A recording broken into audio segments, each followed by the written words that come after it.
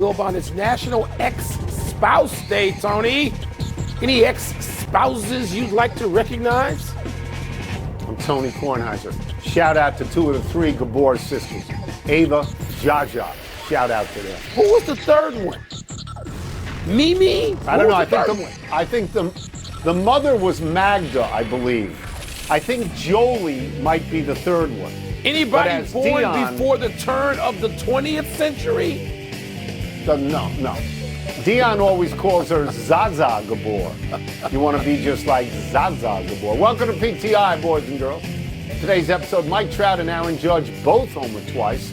A curious trade in the WNBA, and Kendrick Perkins joins us for 5 good minutes. But we begin today with the NBA play-in games that start tonight.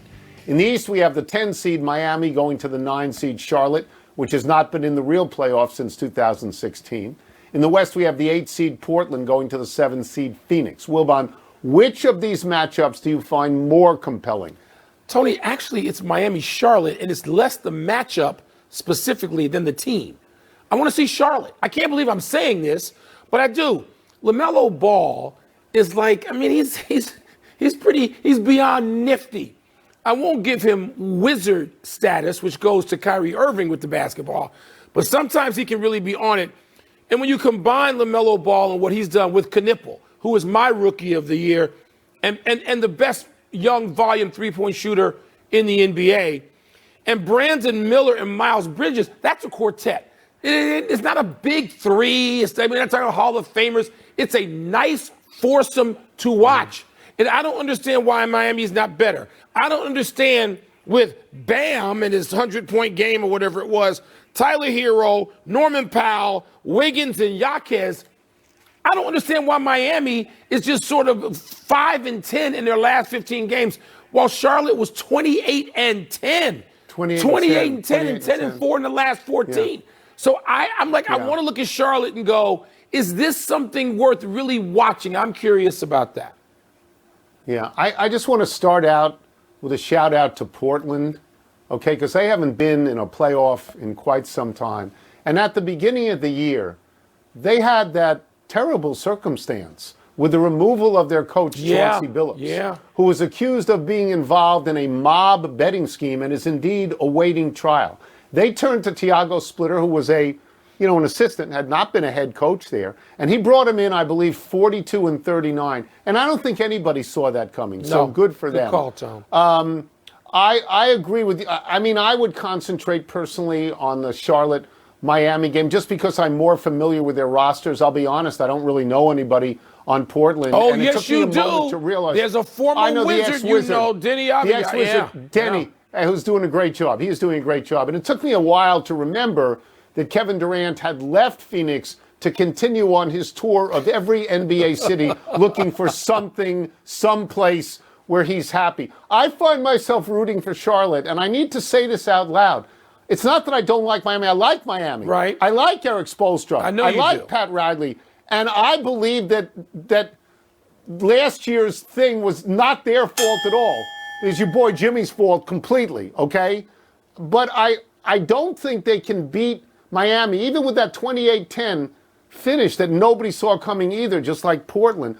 Miami is the kings of the play-in. This is their 4th straight year in the play-in. Yeah. They've won 4 play-in games. That's an NBA record, a dubious record. It's a dubious record, but it is the record, so I sort of think they're good. Yeah. But I like what Charlotte does. Charlotte will shoot it from anywhere. From anywhere. I like that. By the way, Phoenix and Portland outperformed their preseason expectations. But to give, Phoenix a shout out as well.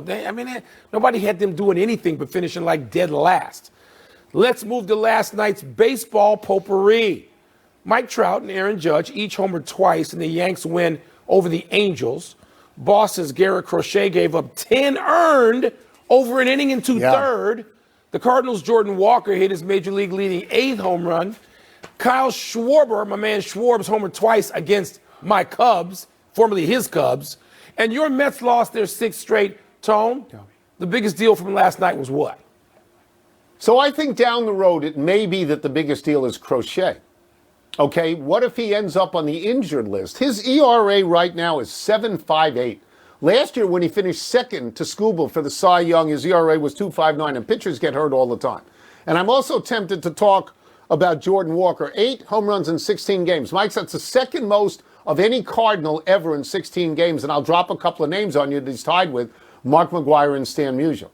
In the last 2 seasons, he played in 162 games. He had 11 home runs. Now he's got 8 in 16. But that's not the top. The top is Aaron Judge and Mike Trout hitting 2 home runs apiece in that game. And if you looked at the clip, you saw that Aaron Judge marveled at Mike Trout, and Mike Trout marveled at Aaron Judge. These 2 guys, if Mike Trout is fully healthy, they're 2 of the greatest hitters in baseball, along with Shohei Ohtani. That's the top 3. Mike, they have 6 MVPs between them, and this is a mind-blowing thing I'm going to say. The last time that 2 players with 3 MVPs each hit 2 home runs apiece in the same game, the last time, 1956, Ebbets Field in Brooklyn, Roy Campanella and Stan Musial. 1956, before the Wilbon era, way before the get-up era, but before the Wilbon era. Right? So that was nice. I knew you'd go with that. And I will say that when I was going over to MLB last night to look at condensed games, I did stop on that one. As much as I didn't want to, I did stop to just look at that and marvel at it a little bit. But baseball's local. Baseball's local. And for me, the Cubs are in a place that's awfully dark to be just 2 games under 500. Maybe they're 7-9, something like that.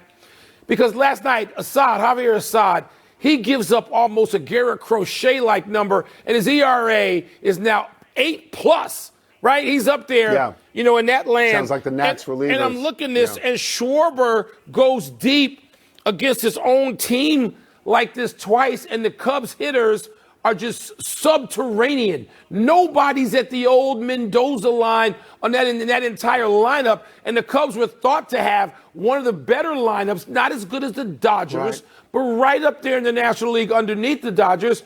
It is cold, and I get that in the East, and they played too many games at Wrigley too early. Schedule maker's an idiot. And so I'm trying not to get too carried away. What was the score of that game? 13-2 to the Phillies last night made me just click right back to the WNBA draft. I didn't even stay on the Cubs. So you think 13-2 is a lot? Yeah. I watched the Nats against Paul Skeens last night. They were down 15-1. Ooh. They took Skeens out of the game, Pittsburgh did, because their innings were so long that Skeens was getting cold. Little they League had to get him out rule. of there. Yeah. Right. Skeens, last year, in 18 of his 32 starts. No support. Got 3 runs or fewer to deal with. Pittsburgh spent some money. They got some hitting. Right now, he's had 38 runs in his 4 starts, and he's the best pitcher in baseball. Let's move to what you watched last night, the WNBA draft. UConn's AZ Fudd went first overall to the Dallas Wings, who drafted number 1 last year as well and chose Fudd's UConn teammate, Paige Beckers. NCAA champion UCLA set a record by having 5 players drafted in the first round, including their center Lauren Betts to the Washington Mystics at number 4. And the Golden State Valkyries, now in their second year, oddly traded Flau'jae Johnson, who they had just picked at number 8 to Seattle for the 16th pick last night and a second-round pick in 2028. Wilbon, what stood out most to you? Probably Seattle. Ultimately, no matter how it happened, getting Flau'jae Johnson was just a star.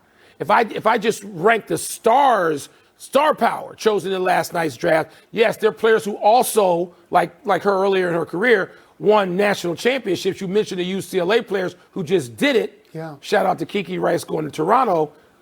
But Flau'jae Johnson's the biggest star. And Seattle gets Flau'jae Johnson and our fam. And you're like, whoa, wait a minute. What did they pull off here? So I cared about that. I noticed your Mystics getting 6 players in the draft, including Lauren Betts, which was pretty interesting. Yeah. Olivia Miles, who is a magician with the ball, goes to the Lynx as they build again. They've got championship history. They know what they're doing there. They know what they're doing in Seattle. So I look at their draft picks and say, wow, this is pretty impressive this night they came away with. But Flau'jae Johnson winding up in Seattle may be the biggest wow to me. Can I ask a question about that? If you are Golden State, why are you trading the number 8 pick for the number 16 pick, a first-round pick for a second-round pick and another second-round pick? How are you helping your team now? That's what I was thinking. It had to be that because this is a prearranged deal. Each team drafted the player that the other team wanted, right?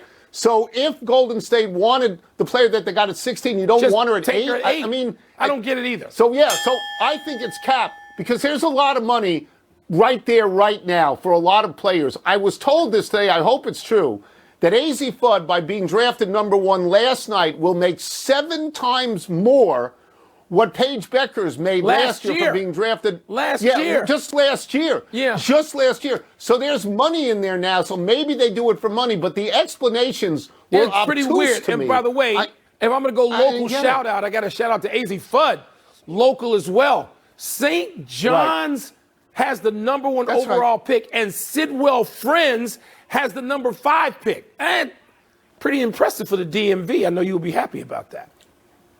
I knew about it. I live here. Let's take a break.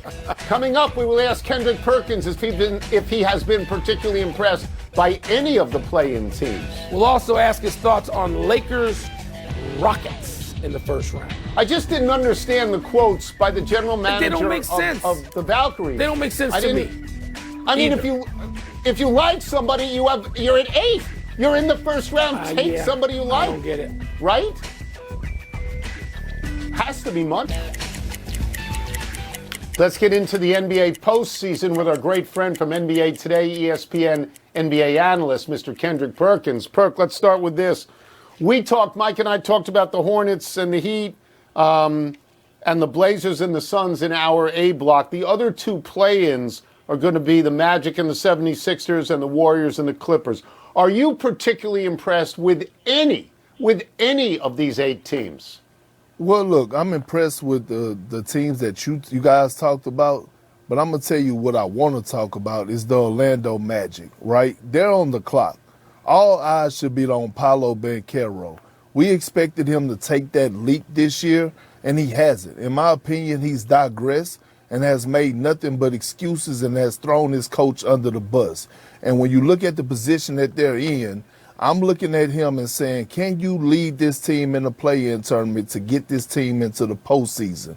If not, then it is a failed season and it's a disappointment and it's an indictment on Paolo Banchero. And so I'm keeping a close eye out on the Orlando Magic because he's on the verge of getting his coach Jamal Mosley fired if they don't make the postseason.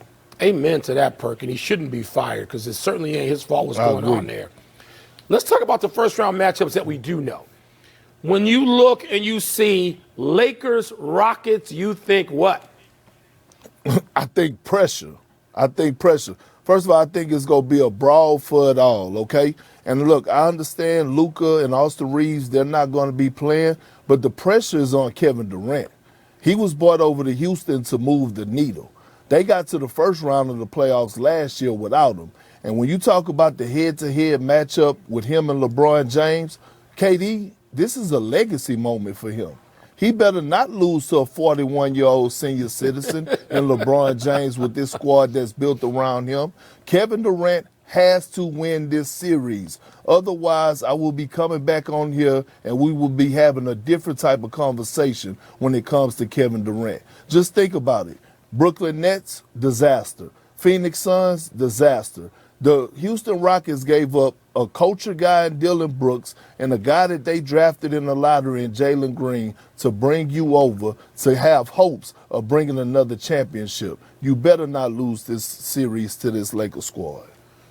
Perk, on the other end of this, a team that's on the fly right now on a run of the Nuggets, who've won 12 in a row to finish the regular season. I thought the Nuggets at the beginning of the year would win the championship. That's the team I picked. How do you like how the Nuggets match up against the Timberwolves, and what do you see for the Nuggets in general? I think the Nuggets are going to get upset. I actually got the Timberwolves picked to win that series. I am never going against Anthony Edwards. And this is a core group that that went to the conference finals last year. This is a core group that when they know when they're in the right mental space, they're one of the best defensive teams in the NBA. And so I'm looking at the leadership of Anthony Edwards. He had a career year this year. Julius Randle has finally found his flow again. They're healthy. They got Jaden McDaniels back. And remember, the last time we saw these two teams match up, remember how frustrated Jamal Murray was because of the pressure and the perimeter defenders that Minnesota threw at him. He was throwing heat packs at the officials. How frustrated That's he right. was. Forgot about that. We will get you out of here on this. You picked one upset. I'm going to ask you about another potential upset. The Hawks and the Knicks. Can the Hawks knock off the Knicks? Tony, I'm going to say no. But I do think that series is going 7, right? But I'm going to say this. If the Knicks knew better, they'll do better. They better feature Karl Anthony Towns. He is the most important player on the New York Knicks. He's the most important player going into this series. The Atlanta Hawks doesn't have one single person that could stop him. They have to utilize him on the offensive end. If you don't, then you're not going to get anything from him defensively. The one thing I would give the Knicks credit for, over the last 2 or 3 games of the season, they finally got back to the recipe of utilizing Karl Anthony Towns and Jalen Brunson in a 2-man game. We're going to have to see more of that in the first round. Otherwise, it's going to be a disappointment, and it's going to be something that's going to happen to them because the Hawks ain't playing around. But I still got the Knicks in 7. Now, Wilbon's head is exploding because he thinks Jalen Brunson is the most important player in the world. He's the best player. He's the best player, but Perk is right. Important. Cat's got He's to right. play. Cat got to play. Thank you, Perk. Thanks, Perk. Appreciate you. Appreciate y'all. Let's take one last break. Still to come.